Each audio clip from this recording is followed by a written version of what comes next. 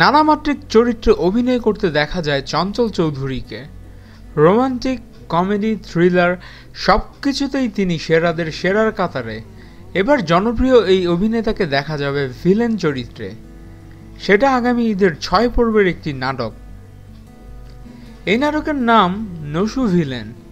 বৃন্দাবন দাসের রচনায় নাটকটি পরিচালনা করছেন সাগর জাহান।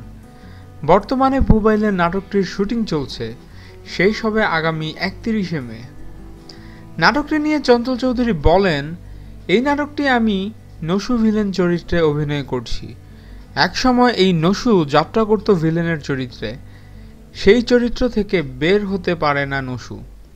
এর মধ্যে নানা ঘটনা ঘটতে থাকে। হাস্যরসে বেশ চমৎকার একটি নাটক হবে এটি। চঞ্চল চৌধুরী ছাড়াও এই নাটকে কাজ করছেন শখ, শাহনাজ খুশি ও আখম হাসান। চঞ্চল আরও বলেন, এই নাটকে আমার সঙ্গে যারা অভিনয় করছেন আমরা সবাই একটা পরিবারের মতো, খুব গোছানো একটা ইউনিট। ঈদের জন্য দারুণ একটি কাজ হবে নসু ভিলেন। নির্মাতা সূত্রে জানা গেছে ঈদ উল ফিতর উপলক্ষে 6 পর্বের নাটক এটিএন বাংলায় প্রচার হবে।